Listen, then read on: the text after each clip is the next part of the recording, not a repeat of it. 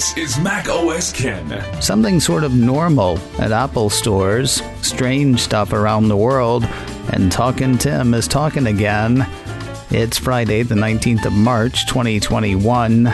I'm Ken Ray, and this is news from Mac OS Ken, brought to you by yours truly and sponsored by Amazon Pharmacy. Your medication made easy. Learn more at amazon.com/macosken. This show is also sponsored by Mint Mobile, cutting your wireless bill to as little as $15 a month. Mint Mobile's secret sauce is that they're the first company to sell wireless service online only. You won't see them in malls, you won't see them in strip malls, but you will see the difference in savings. A full year of Mint Mobile cost me less than 3 months with my old carrier. For data that's just as fast, sound quality that's just as good, and coverage that has me covered. Okay, I pretend to hear you say, but how will it work for me? Finding out is risk-free. Mint Mobile comes with a 7-day money-back guarantee. Make some calls, stream some video, go some places.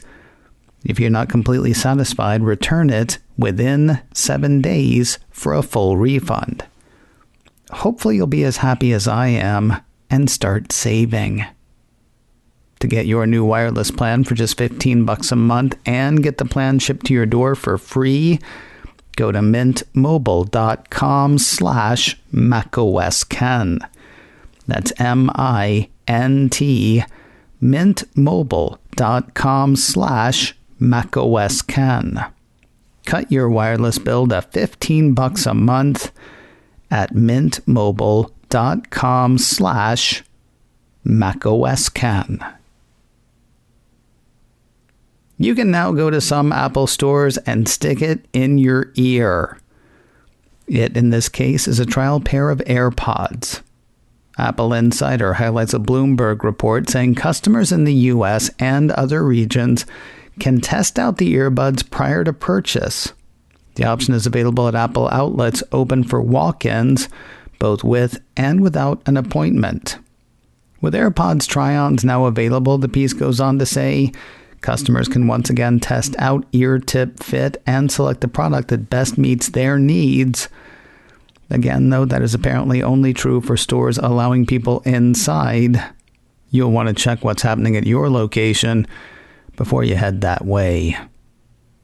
Intel's apparently stepping up its anti-Apple game. I told you yesterday of the new pro-Intel ad campaign featuring Justin Long. He used to play the Mac to John Hodgman's PC in Apple's long-running Get a Mac ad campaign. Now Mac Rumor says Intel this week launched a PC versus Mac website that's biased heavily in favor of PC machines that are equipped with Intel chips, and that makes questionable claims about Apple's M1 Mac lineup. Heavily biased public relations? Perish the thought. You know, I'm starting to think Intel's not too happy about Apple Silicon. Weirdness halfway around the world. To Russia we go, where we find something screwy happening to hardware. Engadget ran a piece earlier this week saying Apple will abide by Russian law by offering government-approved apps on devices it sells in that country. Now, the wording around all of this makes it hard to follow. According to the report, the new rules will require all devices sold in Russia, including smartphones, PCs, tablets, and smart TVs, to include pre-installed apps. And yet, the same piece has Apple agreeing to show Russian users a prompt to pre-install some apps when they're first using an iPhone or other device. If a user doesn't select one of the government-approved apps, it won't be installed, according to newspaper Vedomosti. So, the apps, which include social media services, public service apps for payments and civil service info, and antivirus tools, have to be pre-installed. But if Apple users don't want the apps once they've got the devices, they won't have been pre-installed? The piece says Android users won't have the same choice that, I guess, Apple users will have. Mac Rumors goes on to say the official aim of the law is to support Russian developers and help citizens use their devices. However, some critics of the government suggest the apps could be used for surveillance. And again, I say, perish the thought. Moving further around the globe, Apple has a message for developers in China. Don't try it. I guess I should tell you what it is. Earlier this week, the Financial Times ran a report that had China's state-backed China Advertising Association saying it knew a way around Apple's app tracking transparency plan due to launch with iOS 14.5. That's the privacy protection that'll let users opt out of letting app developers track user activity across other apps on a device. Cult of Mac highlighted the report on the reported Workaround, saying the organization's approach reportedly involves something called a CADE.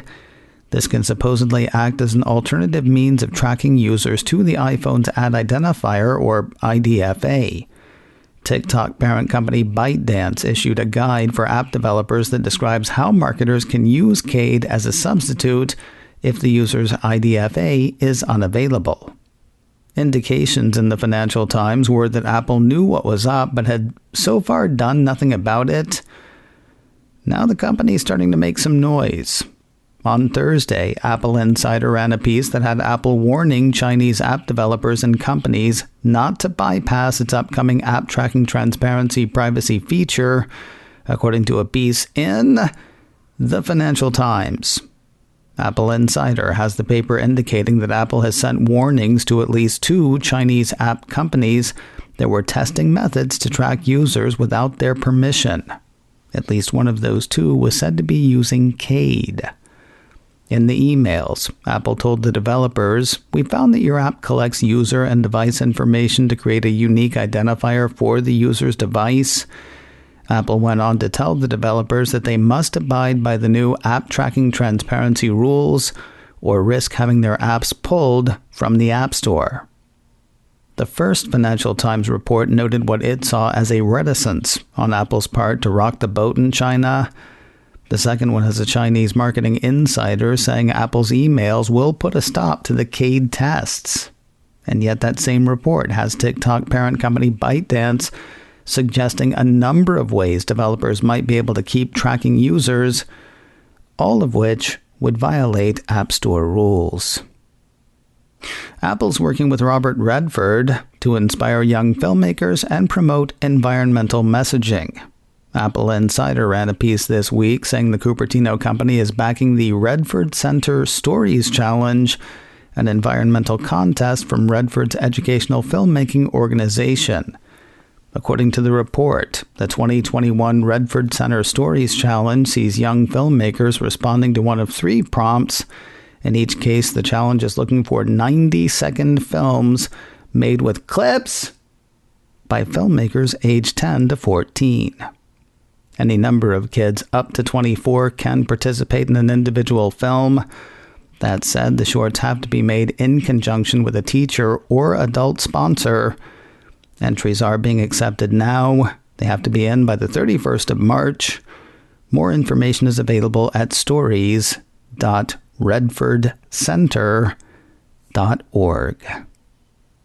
Apple TV Plus has given another augmented reality push to its series For All Mankind.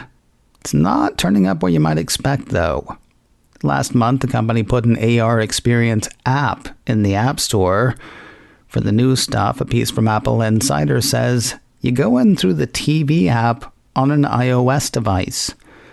Available in the dedicated For All Mankind section of the Apple TV app for iOS, the piece says Apple's new AR experience lets users take a close look at everything from a Soviet Union spacesuit to NASA's Saturn V rocket. I played with a Soyuz L-3 lunar spacecraft, and I will say it was pretty cool.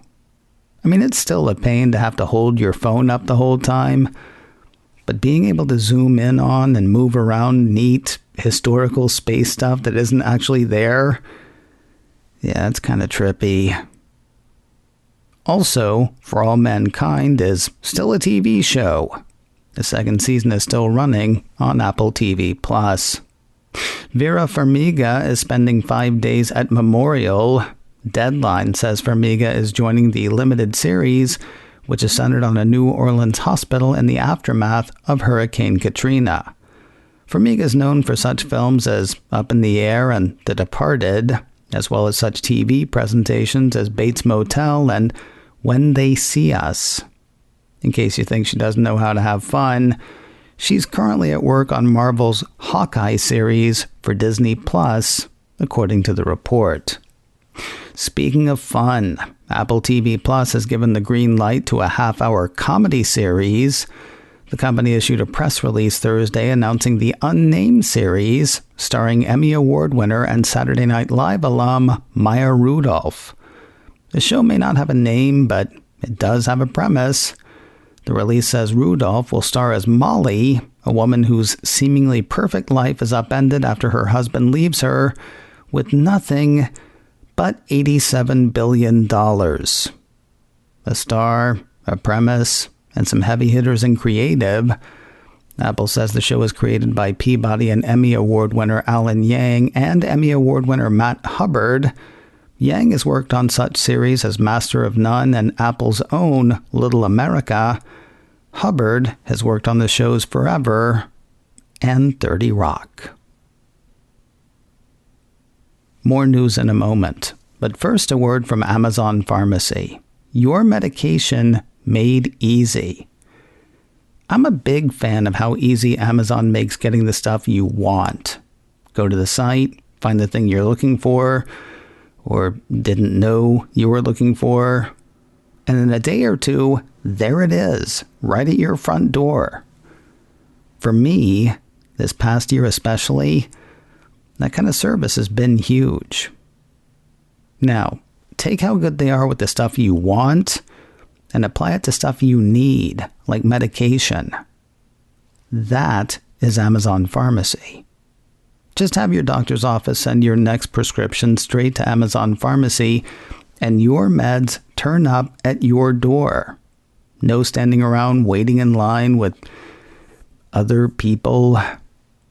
It works with most insurance plans nationwide, but Amazon Prime members paying for a prescription without insurance can save with Amazon Pharmacy. Their pricing is clear and understandable, they're HIPAA compliant, and you can get in touch with a pharmacist 24 hours a day, 7 days a week. If you're still going to the pharmacy to pick up your meds, have them come to you instead. Amazon Prime members can save on prescription medication when not using insurance and get free 2-day delivery. Learn more at amazon.com/macOSCan. That's amazon.com/macOSCan. Amazon.com/macOSCan. We'll spend the rest of the day with Apple's CEO. First, the Mac Observer had Tim Cook speaking out on the violence in Georgia this week. That's the senseless, stupid rampage that saw 8 people shot dead in 3 locations, 6 of whom were Asian women. On Twitter, Cook said the horrific violence against the Asian community, as evidenced by Tuesday's murders in Georgia, calls us all to speak up and take action. We grieve for those lost and stand firmly with our Asian family. We're supporting groups working against racism and xenophobia.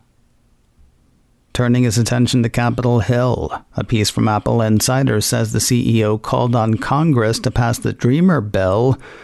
That bill would create a path to citizenship for undocumented immigrants who were brought to the U.S. as children. Quoting part of a letter to Congress written by Cook for Business Roundtable, Dreamers, who came to America as children and who have known it as their only home, make invaluable contributions to America and certainly to companies like ours. Dreamers have been on the front lines of fighting the pandemic as healthcare workers, of caring for our communities, and of working in the disciplines and industries that will help America emerge stronger on the other side of COVID-19. As we work to reinvigorate the U.S. economy, we need their continued contributions as equal partners in the American story, and we urge members on both sides of the aisle to vote in support of the American Dream and Promise Act to help make that possible. And finally today, one thing Tim Cook really wants is everybody back in Apple Park. iDownload blog highlights an interview Cook gave to the magazine People. While the article is said to have touched on a number of topics, getting back to normal was the central theme. Not that normal can happen tomorrow. Asking how working together will work with the need for social distancing and Apple's open floor plan, Cook says they're still figuring that out. That said, People had Cook saying it's still very important to physically be in touch with one another because collaboration isn't always a planned activity. It's bumping into each other over the course of the day and advancing an idea that you just had, and you really need to be together to do that. Coming up in a few minutes, his one superpower, an app he loves, his first concert.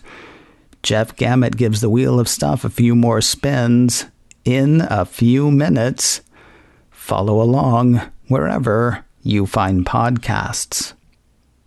I'm sad to say I'm having to stop with macOS Ken Live, at least for now.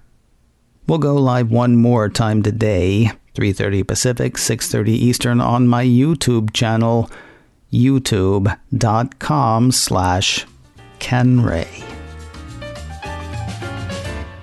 macOS Ken, brought to you by me and sponsored by Mint Mobile. Cut your wireless bill to $15 a month at mintmobile.com/macOSKen. This show is also sponsored by Amazon Pharmacy. Your medication made easy. Learn more at amazon.com/macOSKen. Advertising handled by Backbeat Media, online at backbeatmedia.com. You can reach me a couple of ways. Info at macosken.com or call 716-780-4080. Until next time, that is news from macOS Ken. I'm Ken Ray.